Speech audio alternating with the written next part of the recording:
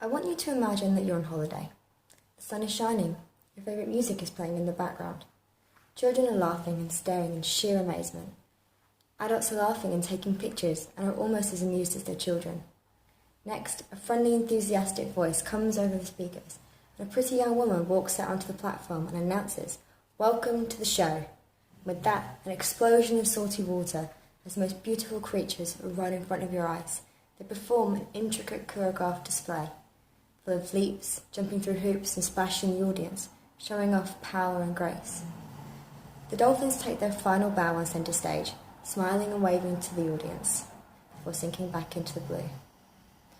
You have just witnessed the greatest act on earth, the world's greatest magic trick. I'm not talking about the flips, the leaps, or the headstands. The greatest trick ever played was created with that smiling face. You see, the dolphin smile is nature's greatest deception. It creates the illusion that they're always happy. Hello everyone, I'm BobbieWhale. I'm a vegan and animal activist and supporter of Rico Barry's Dolphin project. And today I'm going to give my speech that I gave at the Garden of Eden Christmas Fair this past weekend. I'm going to take you behind the show, behind the fancy music, the fancy dances, and I'm going to take you behind the dolphin smile. Before we start talking about captivity, I want to give you a better understanding of dolphins in general and their behaviour in the wild.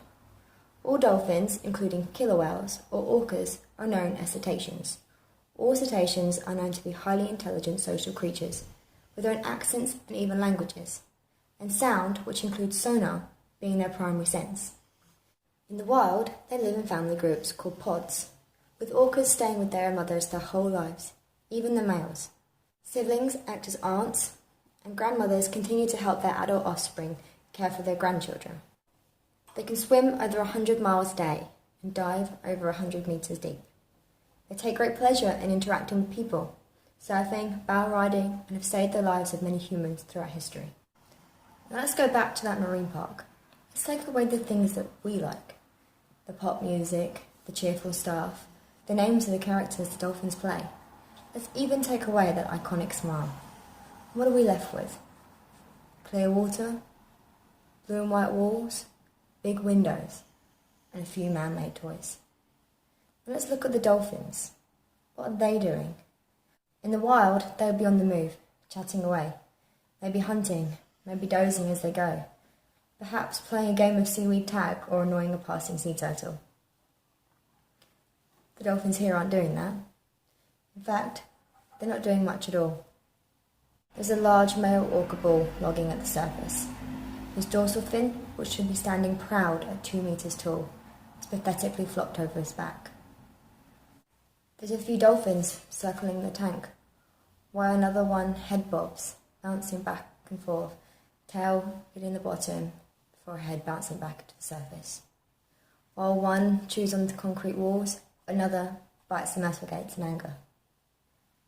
These are all abnormal, repetitive behaviours that scientists class as stereotypical behaviours, much like you'd see with tigers pacing the cage. The problem is, we don't know what we're looking at when we're looking at cetaceans, so we tend to believe the lies that places like SeaWorld and other dolphinariums tell us. The truth is, these behaviours are only seen in captive dolphins, and they do this because they are bored and slowly going insane. Just like if you or I were locked in a cell with no mental stimulation. They're all separate here too. A few there, one there.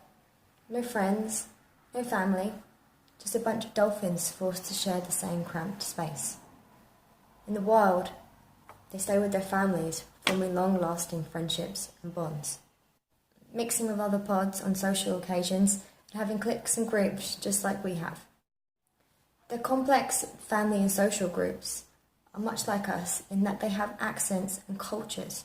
For example, orcas off the coast of New Zealand will have different accents to orcas from Argentina, and off the coast of Iceland, they may even have different languages and not be able to understand each other.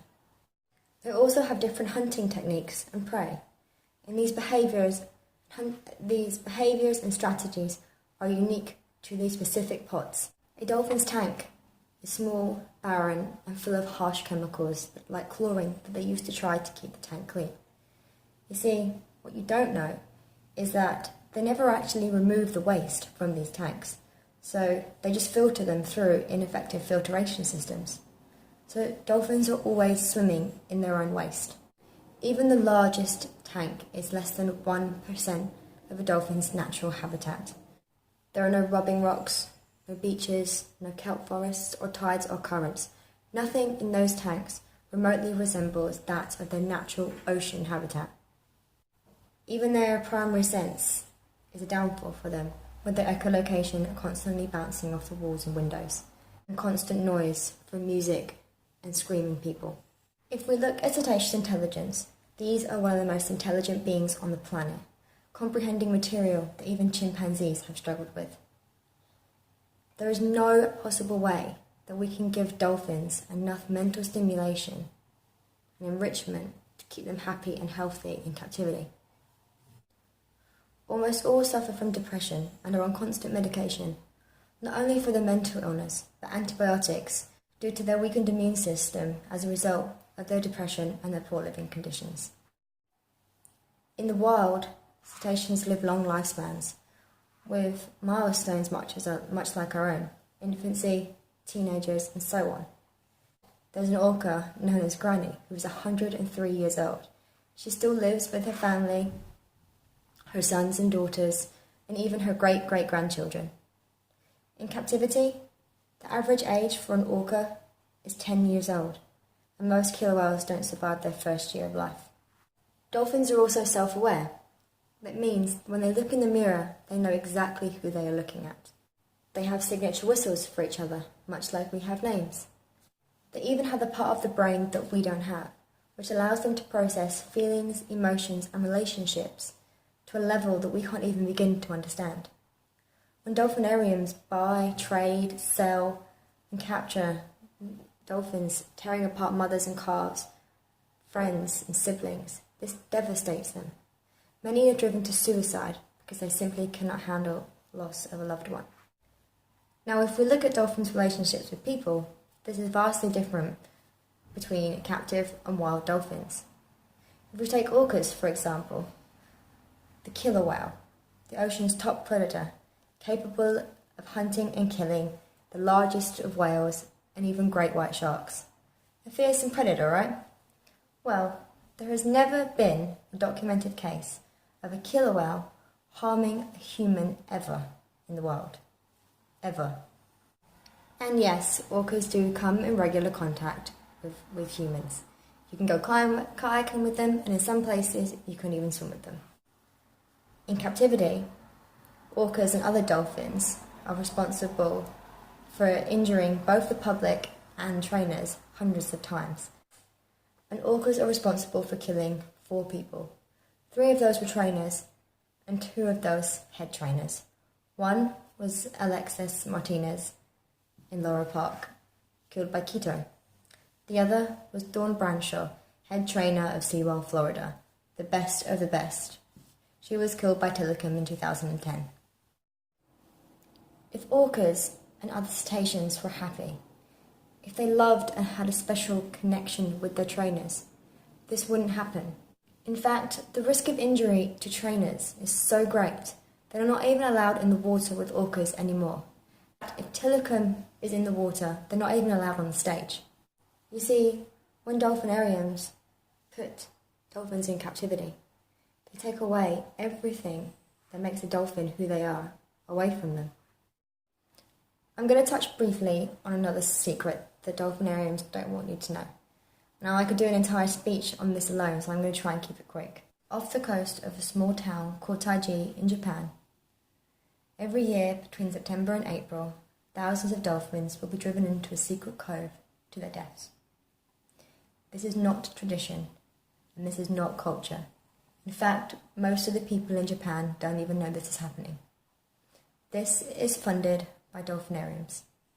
In fact, dolphinariums actually order dolphins from this cove. Order like you or I would order curtains online. Then trainers will come, yes, the trainers that claim that they love dolphins will come to select the most attractive and the prettiest for life in captivity. The rest will be brutally killed and sold as food or fertilizer. The truth is that you are being lied to.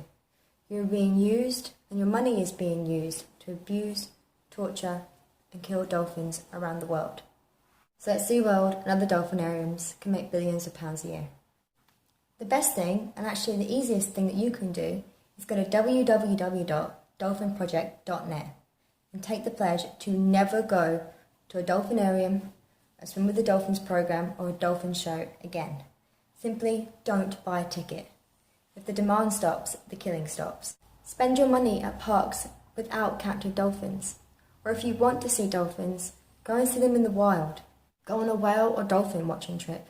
On some trips, you can even scuba dive or snorkel with them. See dolphins in their own habitat, for they come and see you on their terms, and you can see them really smiling. I'm going to play you a short message from former dolphin trainer, star of Oscar-winning documentary The Cove, and founder of the Dolphin Project, Rick O'Barry.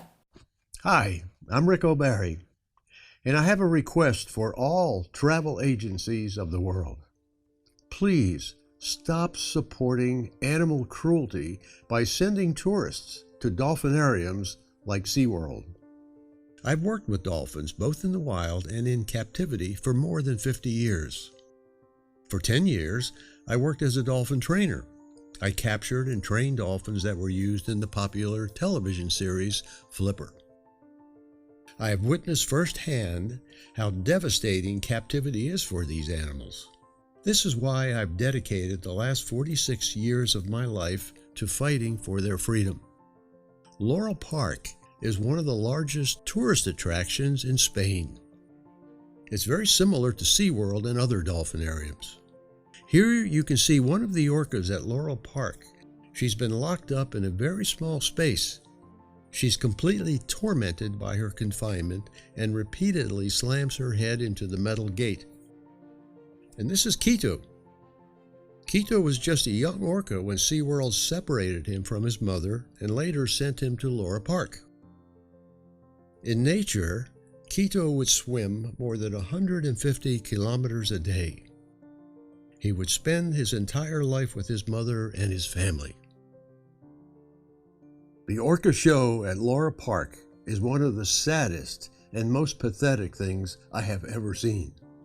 Quito and the other orcas are trained to dance to loud pop music and splash water on the audience. The tourists think that Quito likes to perform, but that's not true. Quito obeys his trainer because he is hungry and he wants to be fed. He knows that he receives a food reward when he performs a trick correctly. Quito is not performing for fun, he is performing for his food. After the show had ended, we saw Quito chewing on the concrete walls. Captive orcas do this out of boredom. It can lead to tooth damage, as you can see here, and some orcas have had their damaged teeth drilled with electric power drills to prevent an infection. Can you imagine how painful that must be? To end this cruelty, we must all stop buying tickets. So please, travel agencies, put your compassion over profits and end your support of dolphinariums. I want to thank you all for listening to me. And remember that your voice counts, that speaking out for those who can't works. We've done it here in the UK before. Thanks to public outcry and the work of individuals, we ended captivity for cetaceans in the UK. Make sure you follow Dolphin Project on Facebook, Instagram and YouTube so you can get live footage from Taiji and the latest news and all the upcoming events. And if you want a cool t-shirt like this one, check out the dolphinproject.net where they've got lots of other cool merchandise and all the proceeds go straight back to Rick O'Barry's Dolphin Project, which help funds things like volunteers going over to Taiji and filming this horrific footage to spread awareness to people around the world. And if you want more information, check out documentaries such as The Cove and Blackfish. I'm not kidding you when they say they'll change your life. And join our voices on Saturday, the 28th of January 2017 for the Light Up London March for the Dolphins. We need 10,000 people on that street.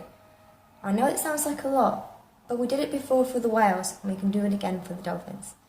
So thanks for watching, guys. Don't forget to check out those links below and give this video a thumbs up and share it around, because more people need to know this message and they need to not go to dolphinariums. Have a Merry Christmas, everyone. Tell SeaWorld. Thanks, but no thanks.